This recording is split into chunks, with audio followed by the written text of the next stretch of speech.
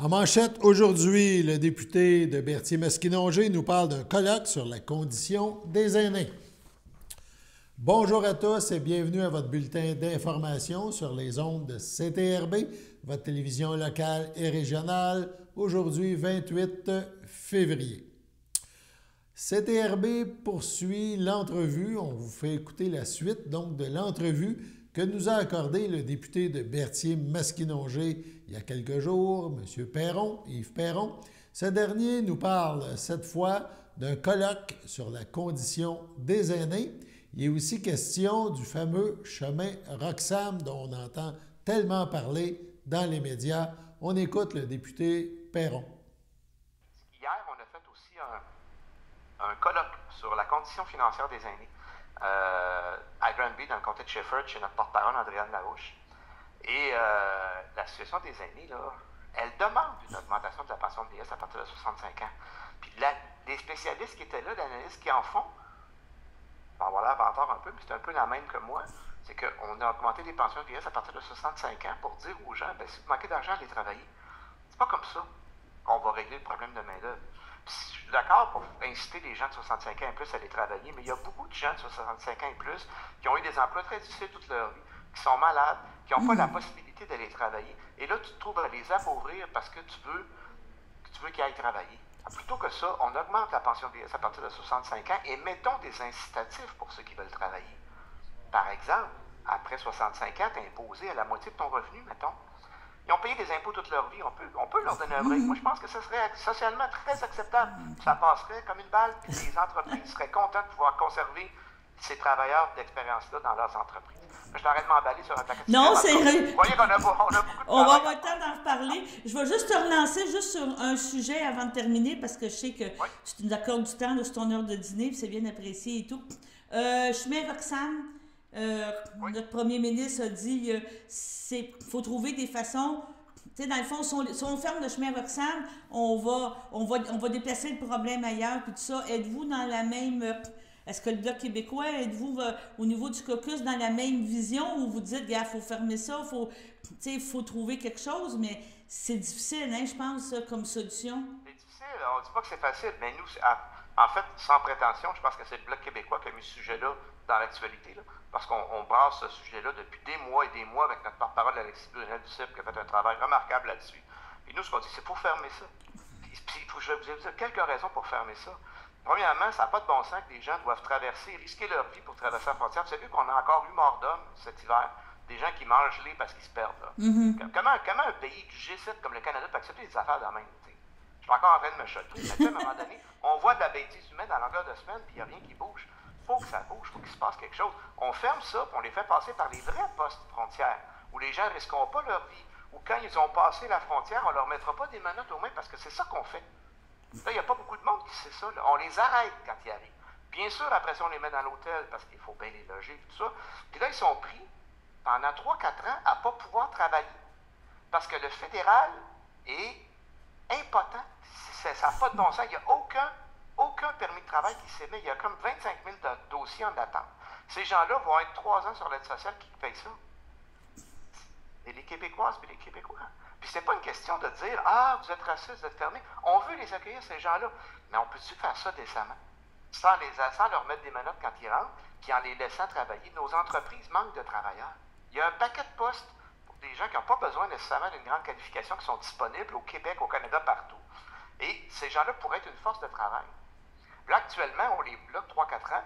De maintenant, il y a quelqu'un qui réussit à sortir de ce système-là, qui a réussi à avoir un permis de travail, qui travaille depuis 3-4 ans au Québec. Ses enfants vont à l'école dans un village francophone, sont intégrés. Puis tout d'un coup, le fédéral termine son enquête au bout de 6 ans, puis dit « Finalement, tu n'es pas un vrai réfugié, il faut que tu retournes chez vous, tu as 90 jours pour sortir. » Puis là, ça s'en vient dans nos bureaux de députés, puis nous, il faut qu'on fasse une lutte pour que ces gens-là qui travaillent, qui sont productifs, dont on a besoin, qui parlent français, ne soient pas retournés dans leur... Puis c'est complètement capoté comme situation. Tu sais, j'essaie de mesurer mes mots, mais j'ai bien de la misère un matin à mesurer mes mots. C'est fou. Alors, oui, il faut fermer Roxham, puis ça presse. Et quand on laisse rentrer ces gens-là, moi, je ne veux pas qu'on les refoule à la frontière. C'est pas ça l'idée, là. On les fait passer par le vrai poste frontière, on suit les règles comme tout le monde, parce qu'il y a des gens qui ont suivi les règles, puis les délais sont beaucoup plus longs. Comment j'explique ça, moi? J'ai l'entrepreneur qui attend une relève pour son entreprise. Là. Je suis pas capable de le faire rentrer. Ça fait 1 an et demi qu'on est là-dessus. Là. Puis je suis pas capable de le faire rentrer. La dernière fois que j'ai parlé au téléphone, il m'a dit, ben moi, je suis pas de dire de passer par Roxane. Rationnellement, il faudrait que je réponde, ben oui, faites ça, ça va être ouais. bon. Ça n'a pas de sens. Tu peux pas le dire, mais tu peux pas le dire, mais c'est la solution. C'est des affaires qui n'ont pas de bon sens. Fait il faut les faire rentrer à bonne place, puis il faut leur permettre de travailler. C'est ça. Bon, il faut accélérer les enquêtes.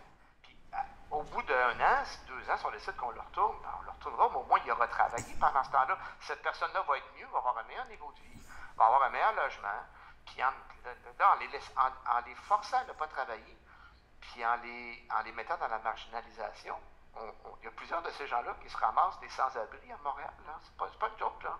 Non, c'est bien. Bon, ben, je te remercie, Yves, puis on se reparle. Je te remercie beaucoup du temps que tu nous as accordé, puis on se reparle à la fin du congé. Là, repose-toi bien pour une semaine. Merci. Avec grand plaisir. Bye-bye. Bonne semaine à vous. Salut. Avez-vous déjà entendu parler de Dux ou encore de Edicom? Probablement pas. Dux est une marque de la firme spécialisée en marketing et distribution alimentaire Edicom. Son objectif, c'est d'inciter les acteurs de la chaîne alimentaire, du citoyen au grand fabricant, à s'outiller pour devenir des leaders responsables au niveau de l'alimentation. Pour ce faire, Dux donne accès à des recettes, des astuces et à un marché en ligne, en plus d'organiser des événements et des concours pour les professionnels de l'industrie. Pour la 11e édition d'un gala qui s'est tenu récemment, de nombreuses entreprises se sont démarquées par leur façon de faire innovante.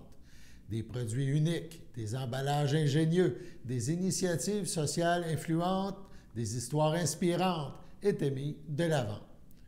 Tous les leaders récompensés inspirent bien sûr l'essence de Dux et à travers leur initiative et leurs produits, ils guident les consommateurs à mieux manger pour leur santé et celle de notre planète.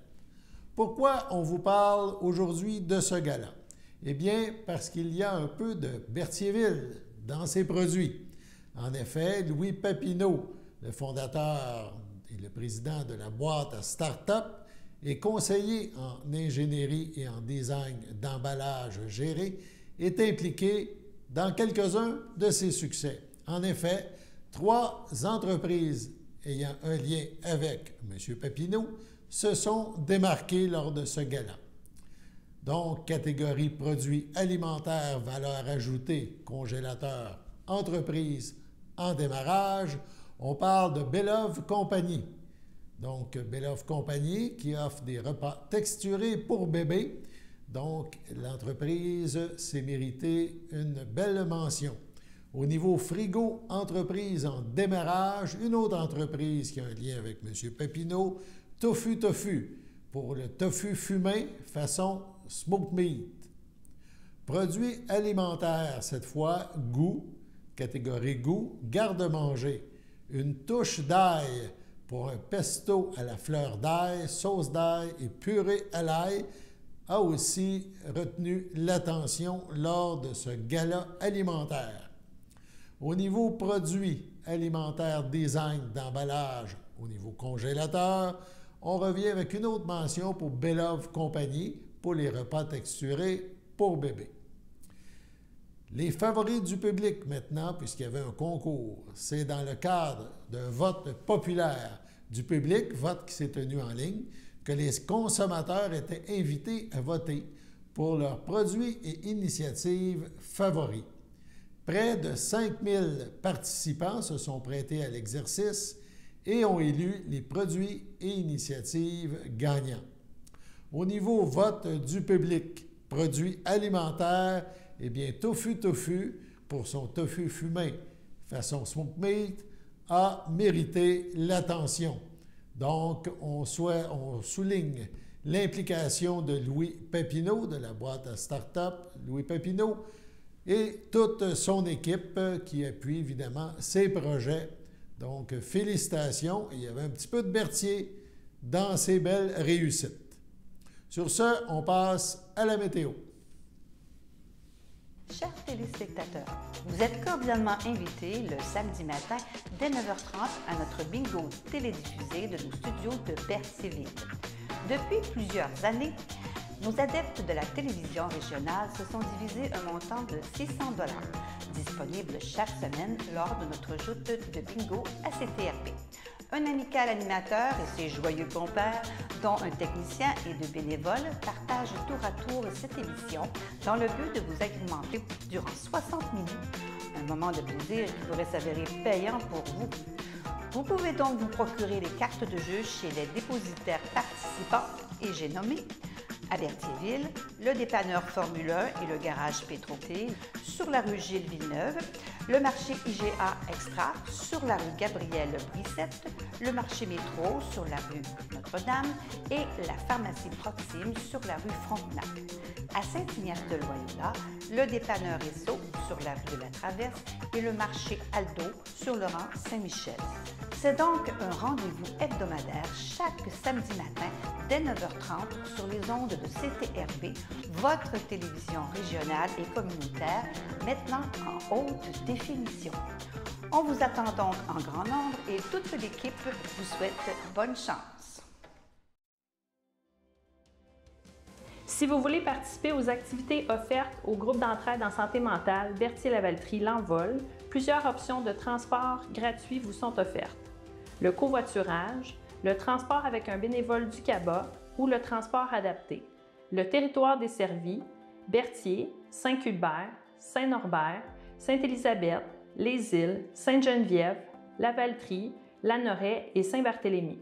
Contactez-nous pour plus d'informations.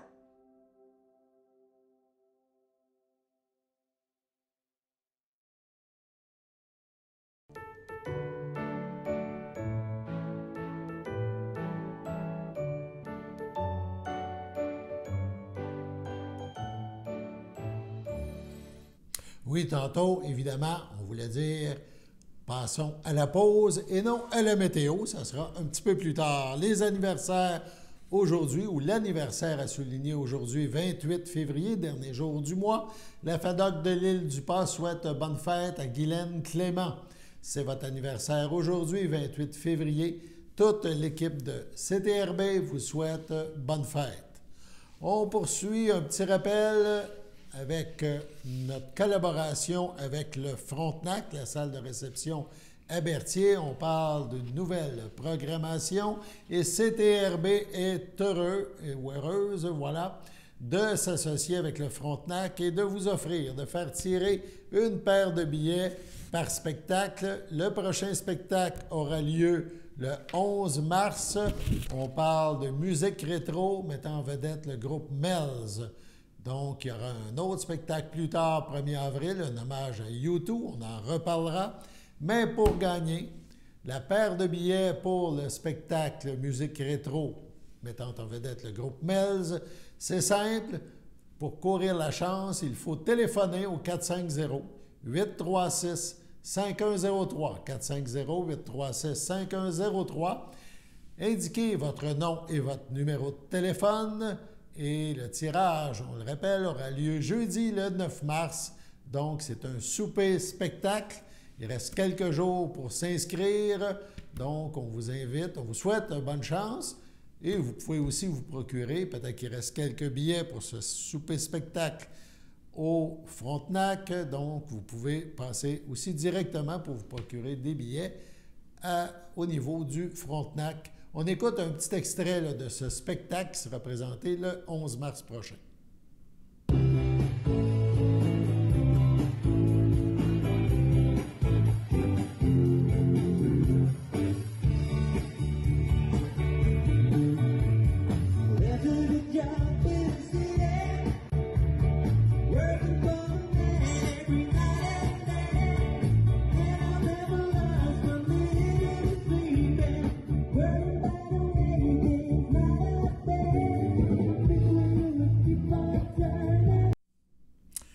CTRB vous a présenté ces derniers jours, depuis quelques jours, quelques extraits d'une activité de la Chambre de commerce et d'industrie Berthier-Dautrey. Il y avait des invités, notamment il était question de renseignements personnels.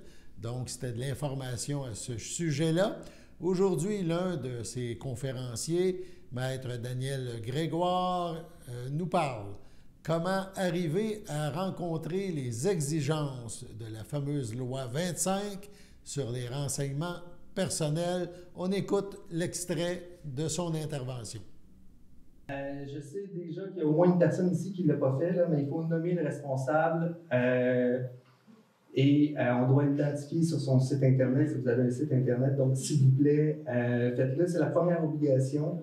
Et si vous ne l'aviez pas fait, vous êtes quelques mois en retard, mais vous ne ferez pas trop chicaner, mais faites-le. Ensuite, vous devez mettre en place le processus relatif aux incidents de confidentialité, notamment le registre. Le registre demeure quand même quelque chose d'assez sérieux et important à avoir dans votre entreprise, puisque si vous constatez qu'il y a, de manière générale, des incidents qui se répètent avec la même personne, dans le même secteur de votre entreprise, il y a peut-être des procédures à mettre en place pour éviter des incidents de confidentialité. Et là, on arrive à un autre élément qu'il faut mener des EFPV. Une EFPV, ça c'est nouveau dans le lingo et c'est une évaluation des facteurs relatifs à la vie privée. Il faut être capable de mettre en place ça. En fait, c'est que la loi maintenant prévoit qu'à chaque fois qu'il va y avoir des transactions qui vont avoir un impact sur les renseignements personnels qui sont détenus par une entreprise, donc si on parle d'une transaction commerciale pour une vente d'achalandage notamment, il va falloir faire une évaluation pour s'assurer que la transaction ne mette pas à risque les renseignements personnels qui feront l'objet de la transaction. Donc ça, c'est une obligation qu'on a depuis 2022. Je ne sais pas le nombre d'entre vous qui avez fait une évaluation depuis 2022. Non, moi non plus, j'en ai pas fait. Ensuite, à partir du 22 septembre 2023, vous devrez avoir un plan de gouvernance sur les renseignements personnels. Et là, je vais vous allez voir, c'est un peu la checklist des choses à faire pour être à jour et éviter des mauvaises nouvelles. Puis ça va vous aider aussi. C'est un exercice qui est intéressant que nous, on a fait au bureau sur l'état, en fait, c'est un état des lieux qu'on doit faire et ensuite prendre des mesures et instaurer des politiques en matière de renseignement personnel. Et là, comment y arriver, comment se conformer pour le mois de septembre 2023. Puis là, je vous dis quoi faire, mais vous n'êtes pas obligé de m'écouter, mais c'est des recommandations. Donc, si vous voulez vous confirmer d'ici le 22 septembre 2023, je vous recommande de faire un plan avec votre équipe, voir qui est votre responsable. Est-ce que vous avez besoin de consultants externes? Il y a des consultants, il y a des gens qui se spécialisent dans le renseignement personnel, dans la gouvernance des entreprises. La gouvernance, c'est un terme qui est à la mode, là. Mais reste que une gouvernance, c'est un ensemble de politiques et de procédures qui permettent de mieux gérer notre entreprise. Donc, vous devez adopter un plan de gouvernance spécifiquement pour les renseignements personnels. La première étape, c'est de cartographier, inventorier les renseignements personnels que vous détenez. Et ça, sérieusement, c'est quand même assez troublant de voir la quantité, la masse de renseignements personnels que l'on détient, tant pour nos clients que pour nos employés. Donc, au cabinet, on a un bureau d'avocats, on a des notaires aussi. Évidemment, on a beaucoup de renseignements personnels. C'est un peu notre pain, notre beurre. On est habitué de travailler avec le secret professionnel et de protéger la confidentialité des informations. Mais vous allez voir, c'est quand même surprenant. Si vous regardez vos listes de clients, juste toutes les informations que vous avez sur vos clients, là, c'est le temps de voir quels sont les renseignements que j'ai, sur qui est-ce que j'ai les renseignements, à quoi me servent les renseignements, puis est-ce que j'ai obtenu le consentement pour ces renseignements-là. Ça, c'est l'état des lieux que vous devez faire. Vous devez aussi regarder les mesures que vous prenez déjà. Peut-être que vous avez un manuel de l'employé dans lequel vous prévoyez déjà des engagements de confidentialité de la part de vos employés, par exemple. Fait que ça, c'est des mesures qui sont nécessaires, qui sont à prendre. Vous regardez, vous faites votre état des lieux. Ensuite, vous regardez quelles sont les lois qui sont applicables à votre situation. Est-ce que si vos activités sont toutes au Québec, c'est simple, c'est la loi québécoise, à moins que vous soyez de compétence exclusive fédérale. Sinon, est-ce que vous avez des clients dans d'autres juridictions? Bien là, il faudra valider quelles sont les obligations qui sont prévues dans les lois des autres juridictions. Une fois que c'est fait, pour programmer votre gouvernance, vous avez l'information de la loi, vous avez regardé où vous êtes présentement, vous avez fait un état des lieux. C'est de prendre des mesures tranquillement pour atteindre l'idéal d'ici les 6 prochains mois, en comptant les vacances estivales et la relâche la semaine prochaine. Et par la suite, une fois qu'on fait un programme de gouvernance, bien là, c'est les méthodes de déploiement. Mais l'important, puis ce que je vous recommande fortement de faire là, à court terme, c'est prenez quelques minutes avec votre équipe cette semaine au retour de la relâche et regardez quels sont les renseignements personnels que vous avez. Quels sont les renseignements personnels que vous avez et dont vous n'avez plus besoin. Après la pause, les avis de décès, puis la météo. Service de déclaration d'impôt du Centre d'action bénévole d'Autrey. Si vous avez plus de 65 ans, avec un revenu modeste et que vous demeurez sur le territoire desservi par le CABA, nous pouvons vous aider. Dès la fin janvier, téléphonez au 450-836-7122 afin de vous inscrire. Produire vos déclarations de revenus à temps vous assure de bénéficier des crédits auxquels vous pourriez avoir droit. Supplément de revenus garanti, remboursement de la TPS, Régie des rentes du Québec, crédit de solidarité. Également, si vous avez plus de 70 ans, vous pourriez avoir droit au crédit en maintien à domicile et le soutien aux aînés. Produire ces déclarations, c'est important et payant.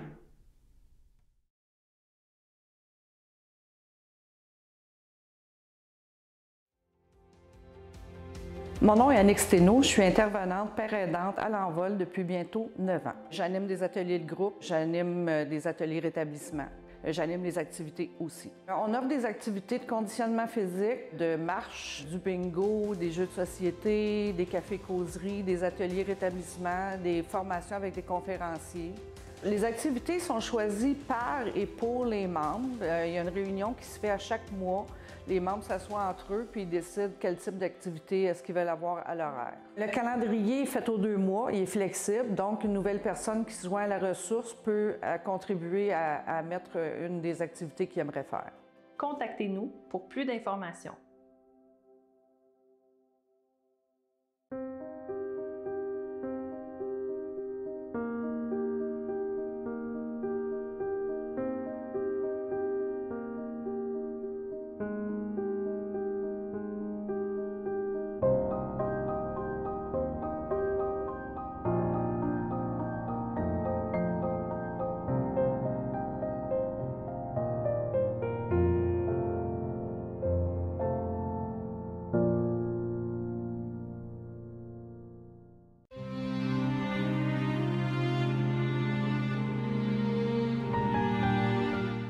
Au CHDL de la Naudière, le 10 février, à 73 ans, est décédé M. Luc Valois, fils de feu Omer Valois et de feu Madeleine Bergeron, demeurant à Saint-Ignace de Loyola. Il laisse dans le deuil ses enfants, Lou-Anne Valois, Xavier Martin et Anne Valois, la mère de ses enfants, Louise Toupin, son frère, sa sœur, son beau-frère et sa belle-sœur, Pierre-Paul Valois, José Rondeau, Céline Valois, Michel Guévremont, sa nièce et son neveu, Marie-Christine et Maxime Valois, ainsi que les membres de la famille Toupin, plusieurs autres parents et amis.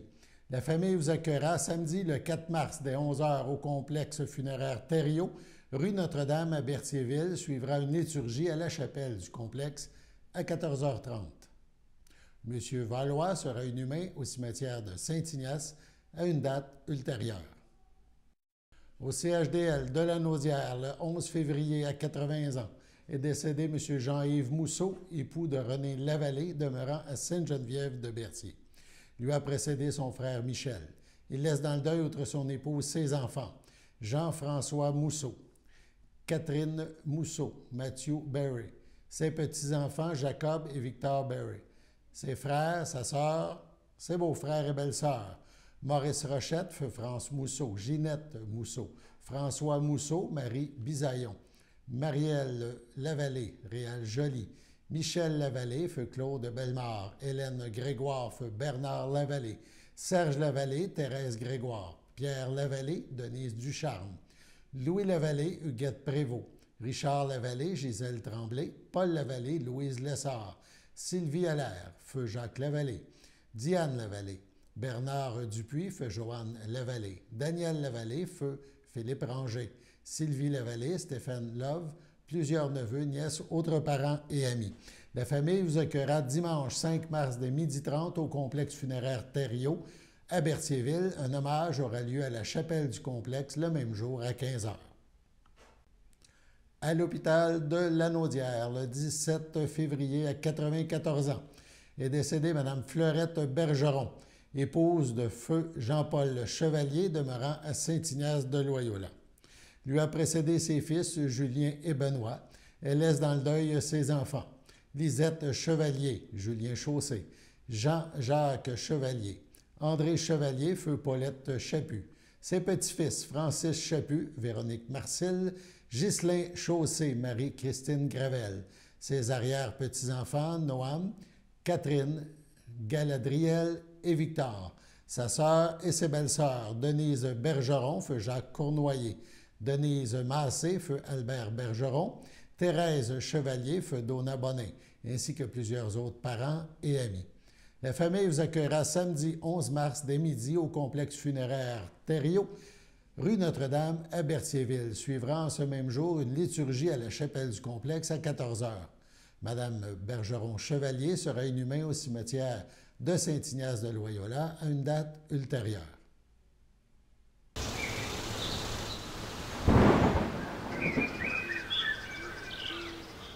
Bienvenue à votre météo de cette semaine. Aujourd'hui, mardi après-midi, ce sera de la neige, une température de -2, un temps ressenti de -8, environ 5 à 10 cm de neige.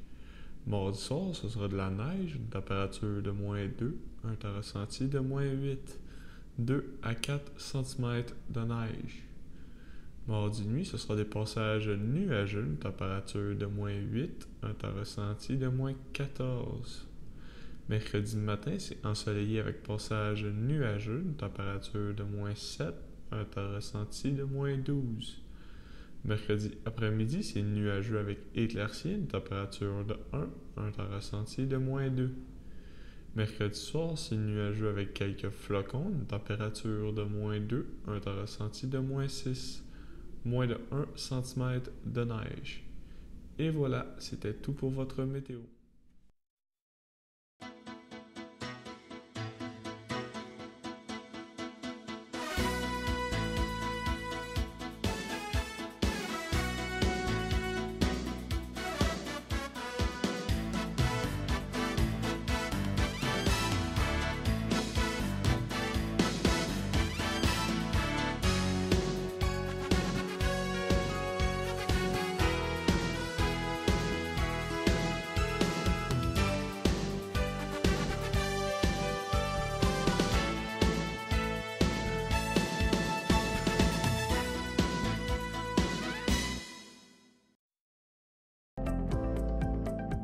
Les télévisions communautaires autonomes du Québec, ce sont les télévisions les plus importantes parce qu'elles sont proches de la communauté.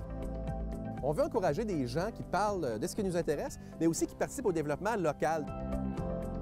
Mais c'est fini le temps là, où on allait lire une affaire qui a été écrite avant hier au bout du monde. Non! Tu veux savoir ce qui se passe chez vous? Bien, ma télé préférée, c'est la télé autonome communautaire. C'est ici que ça se passe.